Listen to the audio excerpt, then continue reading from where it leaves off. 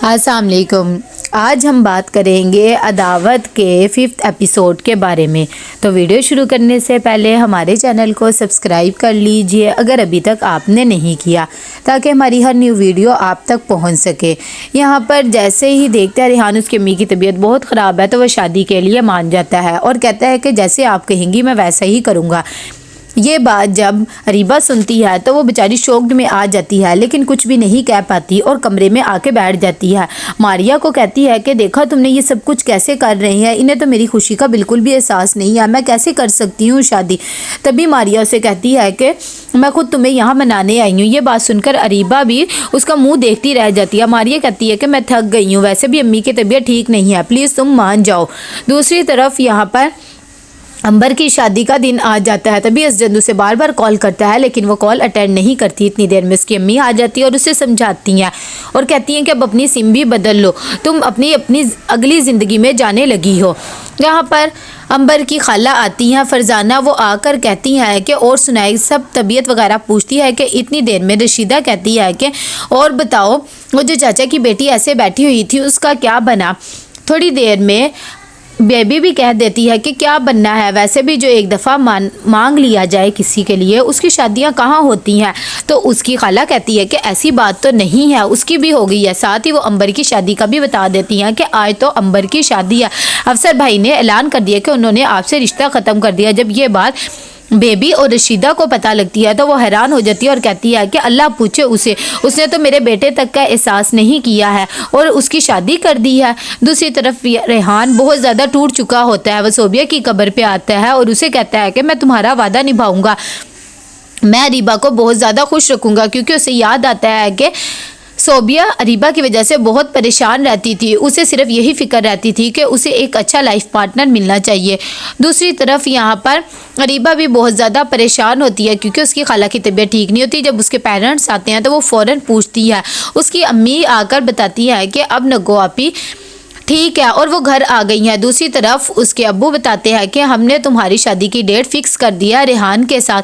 जब ये बात अरीबा सुनती है तो वो बेचारी खामोश हो जाती है।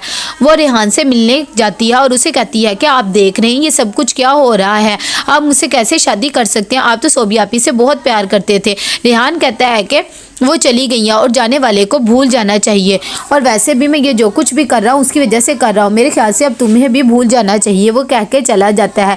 ये बात जब अरीबा सुनती है तो उसे यकीन नहीं आता। वो दिल में सोचती है ये कितने झूठे और बेवफा हैं।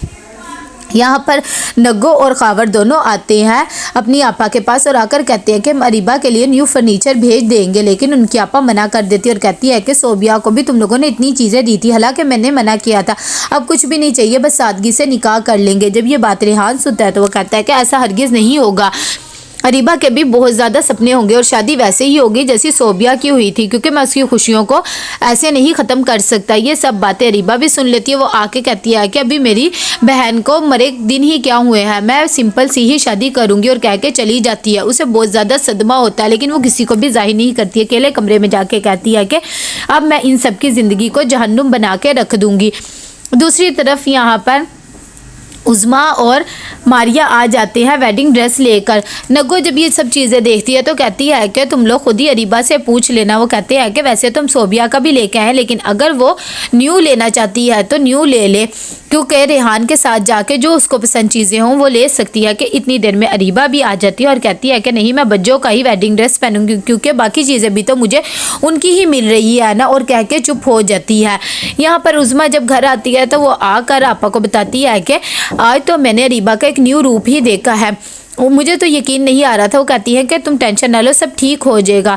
दूसरी तरफ यहाँ पर अरीबा को याद आता है कि जब सोबिया की बरी आई थी तो वो कितनी खुश थी। सोबिया उसे कहती थी कि तुम जो चीज़ लेना चाहती हो या पहनना चाहती हो पहन लो, क्योंकि मेरे लिए तुम्हारी खुशी से बढ़कर कुछ नहीं है। जब वो वही चीज़ें दोबारा देखती है तो अपना आपा खो देती है और सारी चीज़ों को फेंक देती है, लेकिन किसी को जाहिर नहीं होने देती। यहाँ पर इनकी शादी का दिन भी आ जाता है। इतनी देर में जब मेहंदी की रस्म हो रही होती है तभी उज़्मा बुलाती है आपा को, लेकिन नूर बहुत ज़्यादा रो रही होती है, वो उसे ही संभाल रही होती है, नग्गो और उसकी बहन दोनों।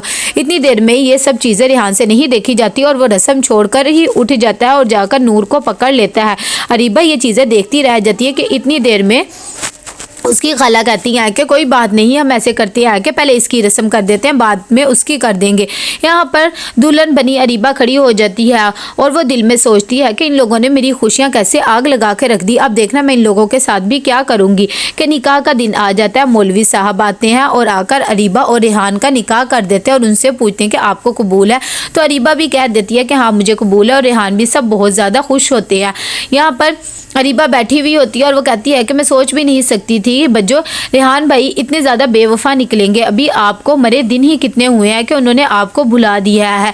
ये बहुत ज़्यादा बेवफा इंसान है। कि इतनी देर में नीचे से नूर बहुत ज़्यादा रो रही होती है। रेहान ने उसे पकड़ा होता है, उसकी अम्मी आती है और कहती है कि मुझे दे दो, न्यू दुल्हन तुम्हारा इंतज़ार कर रही है, तुम्हें इस वक्त अरीबा के पास होना चाहिए। लेकिन रेहान कहता है कि नूर अरीबा के पास ही रहेगी क्योंकि वो तो आई ही इसकी वजह से है। और वह जाकर अरीबा को नूर दे देता है और साथ ही उसे कहता है कि मैं तुम्हारा मुंह दिखाई का गिफ्ट लाना भूल गया। तो कैसा लगा आपको एपिसोड, लाइक कमेंट शेयर करके लाजमी बताइएगा। अल्लाह हाफिज़।